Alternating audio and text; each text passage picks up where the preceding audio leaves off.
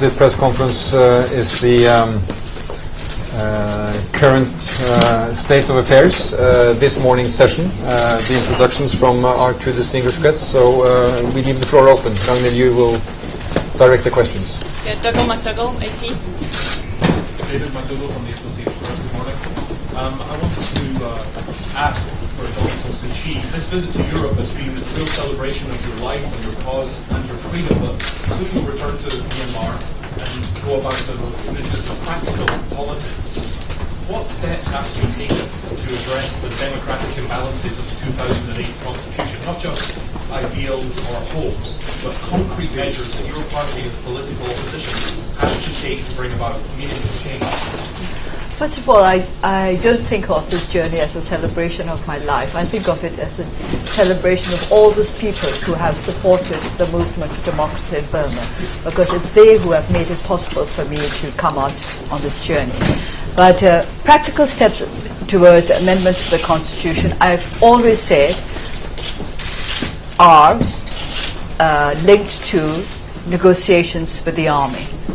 Because, as you all probably know, I don't know if you know, that in order to amend this constitution, you need more than 75% of the assembly to vote for amendments.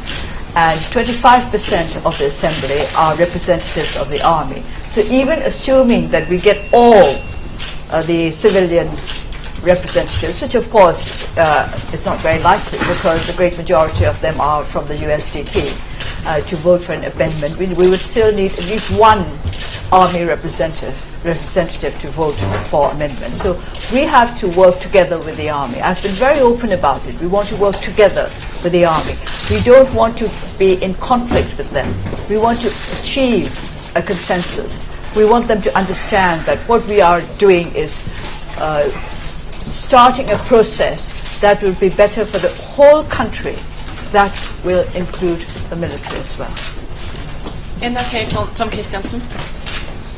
Madam, Burmese see you as a mother of nations. You are a leader of a opposition party. How will you combine those two roles?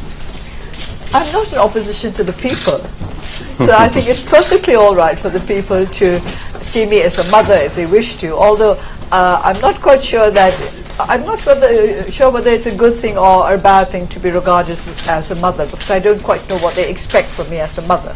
But if what they expect is to serve them, is to do what would be good for them, then I'm perfectly prepared to play the role of mother. But they must also understand that I'm a politician, and I've always said to them that I will make them no promises which I cannot be sure of keeping. So the only promise I've ever made to them is that I will try my best. And this promise I will keep. I will try my best. But whether or not my best is good enough for them, time only will tell. I hope it will be good enough. Frank Seller, AFP. The recent changes in your country have been stunning, although you caution that we're only at the beginning of the road. Now, there have been many reasons you campaign, sanctions, poverty, for why these changes came about. But from your talks with the president, and from your gut feeling, what is the crucial clinch factor that saw the generals change direction? I don't think you can talk of just one factor. I think sanctions and the general reactions of the international community have a lot to do with it. And the other reason is that whether you like it or not, you have to recognize that Burma is not doing well. And I think the present government recognized that. In fact, I think even the previous government recognized that our country was not doing well. Our people were getting poorer, they were getting less well educated, their health was worse. I understand that in most countries the new generation is usually better educated than the older one. This is not the case in Burma. We find that in our country the younger people are less well educated than people of my age group. So I think they became aware of the fact that there were too many problems and that they were falling behind even their neighbors in our region. What was TV2. Like the song Bono wrote about you.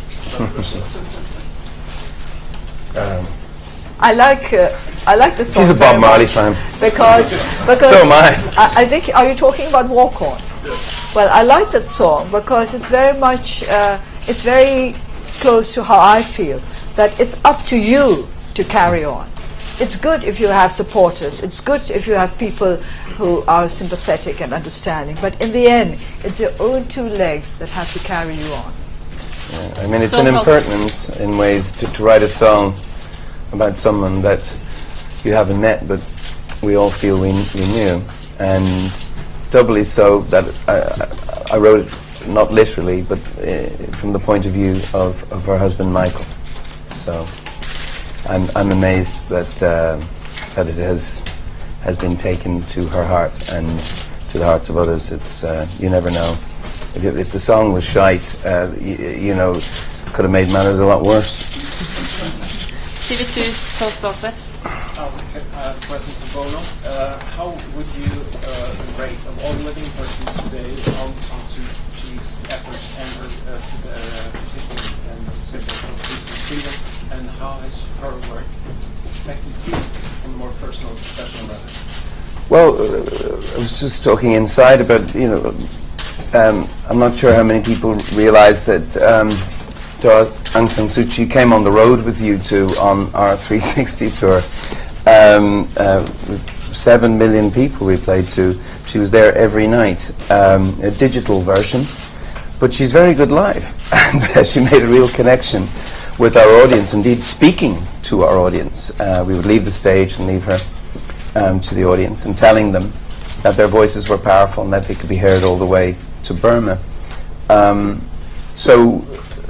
You know, and then there's the, you know, we have the, you know, we have a few people who would arrive up with a T-shirt with ASSK on and think she was a speed metal band from Asia, and it's sort of great that in a U2 crowd, not everyone's a political science student, but we had this, you know, we were responding to her call to make sure that the people of Burma and political prisoners of Burma would not be forgotten.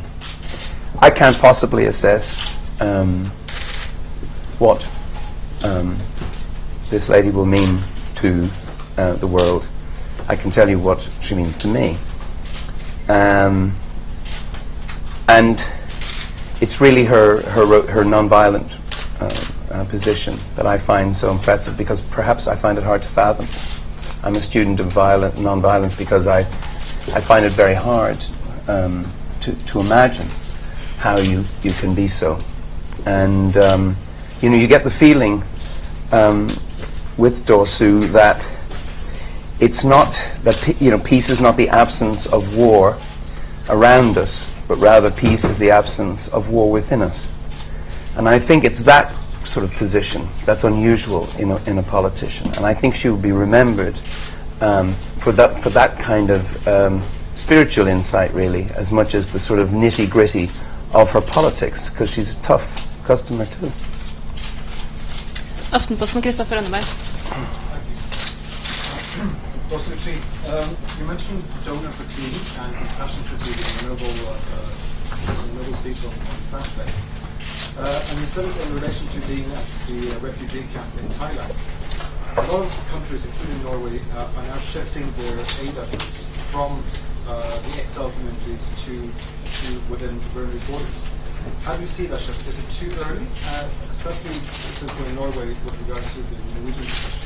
And is it right of the international community to use the name Myanmar instead of Burma? Well, first of all, let me explain the Myanmar-Burma part, because it's in a way quicker. The reason why I objected to the change of name was not because of the change itself, but because of the way in which it was changed. The State Law and Order Restoration Council, I think it was called, at that time, simply announced one day that the name of the country, the international name of the country, would be changed from Burma to Myanmar, without so much as a buy or leave where the people were concerned. And this, of course, is the ultimate in undemocratic practice, that the people did not even have a right to decide how they were going to be known to the rest of the world. And this is why I keep to Burma. because of the way in which it was changed, not because I object to the name Myanmar in itself. Now, with regard to donor fatigue and compassion fatigue, what you mentioned is true, that there seems to be more focus on helping organizations within the country than organizations outside the country. But I think that's a little different from compassion fatigue. A change of focus is not necessarily the result of compassion fatigue, but it could be linked to it. So while I am not objecting to help for those organizations within the country which will strengthen democratic institutions, I do not think that refugees in particular should be, there are many groups abroad, of course, you talk about exile groups in general, but I am of the opinion that refugees in particular should not be forgotten, and that the donors should continue to do the good work that they have been doing. I also mentioned the fact that the Thai government also needs to be helped, because host countries have responsibilities and problems and difficulties that need to be resolved with the help of the international community. The gentleman in the red ribbon. I mentioned from the BBC Burmese, allow me to ask to suit Burmese, please. The country never experienced genuine political negotiation with the Taliban. So, one case in the Bureau, the Bureau of Time will be done about it. How to check out the grind to the negotiation of finding out the messages of what. Now, to me, for a good news, we are Oh, but my also are roch, but I use things in Twitter, or the only tweet, you know, swing with and in a bono. Then the get Nangan is when we wear Twaro, Mamima, popular sir, Una, Nayab Jama, swimming who bet. I swimming who suraha, the Dadapu Jamudu. Anyhow, Jamasura. The get Nangan is when we musuraha. Alon's boy, why my time below. That's I need to be a two thing dying that lepa, Mechmaru. The Soa Becca du Lepa, Dicam Becca du Lepa, Baru, Dinda, Lumuzuli, Goza Pude, Fokuri Lepa, Dauma, Tabaru, the Kenanga is when you will Konamaba. Tabaru, Ujin Jama, Pura Sura, Swinura Lovne, and Nanga is when you boy Pim up there, look, was soon I move to the deep in the Pura Pipa.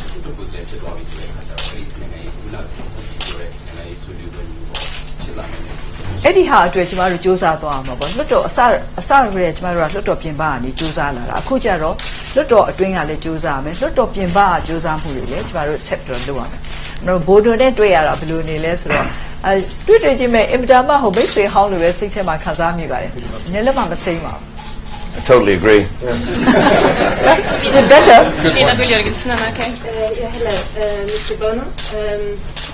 Going back to Walk On, the song you dedicated for this lady next to you, what was the story behind? What was it that really triggered you to make that song and all the engagement of you two in supporting her struggle?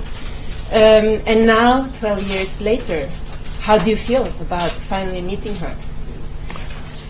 I've been a member of Amnesty International since my early 20s, and U2 campaigned for Amnesty International in the 80s. And in fact, one of the founders of Amnesty International was an Irishman, Sean McBride. So through our work with Amnesty International, this is how we came upon the Dosu and her role.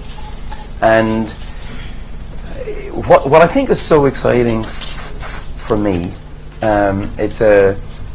it's just that the audience, I think for people who signed up in the 80s, Amnesty, we did a tour called Conspiracy of Hope Tour, and Amnesty doubled its membership in 6 weeks. And there is a sort of feeling when you have, you know, amateur activists, but all activists outside of professionals in that room are often amateur, and they should be. We want people in a whole society. You want culture represented, you want sports represented.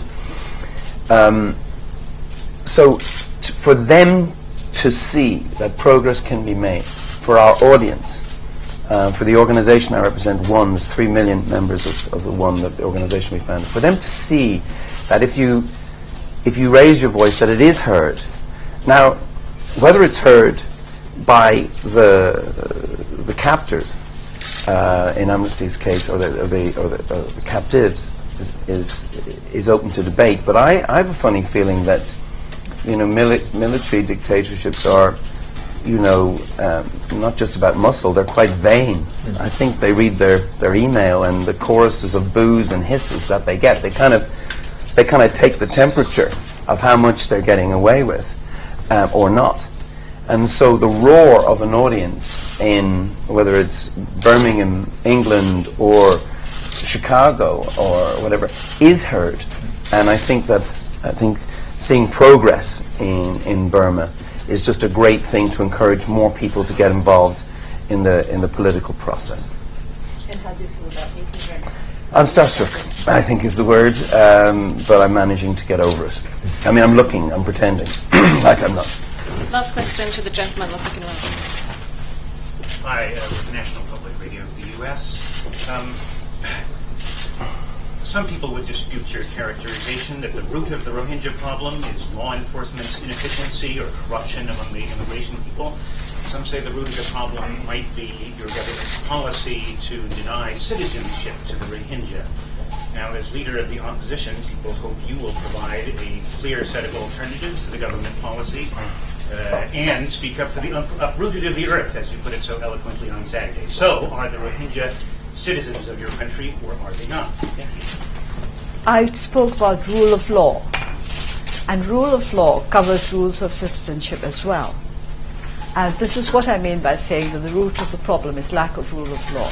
We are not certain exactly what the requirements of citizenship laws are. I will mention one particular case of one of our candidates for the last by-elections who was disqualified because, in accordance with the election regulations, all candidates have to be born of nationals. Both parents must be nationals. Now, this candidate of ours, his parents were both of them were Burmese nationals when he was born, but later his father took up another nationality, and on those grounds he was disqualified as a candidate. So this is what I mean. Even with regard to citizenship, we are not clear what the laws really are. And rule of law, if we were very clear as to who are the citizens of the country under the citizenship laws and who qualify, then there wouldn't be this problem which is always coming up, that there's this accusation that some people do not belong in Bangladesh or some people do not belong in Burma. Bangladesh says that they're not ours and Burma says that they're not ours, and these poor people get shuffled around. So we have to have rule of law. We have to know what the law is, and we have to make sure that it is properly implemented. What should it be? What should it be in regard to their citizenship? Are they or are they not? I do not know, because when you talk about the Rohingya, we are not quite sure whom you're talking about. As I said, there's a problem about whom we're referring to. There's some who say that those people who claim to be Rohingyas are not the ones who are actually native to Burma, but who have just come over recently from Bangladesh. But on the other hand, Bangladesh says no, they don't want them as refugees because they are not native to Bangladesh and they come over from Burma. So how do we sort this out? Without rule of law, without proper immigration processes, without proper policing, without proper implementation of the laws. This is why I said the root of all this is rule of law, going back many decades, not going back just to the crime that has been committed a couple of months ago. Our time is up. Thank you, everyone. Thank you. Thank you.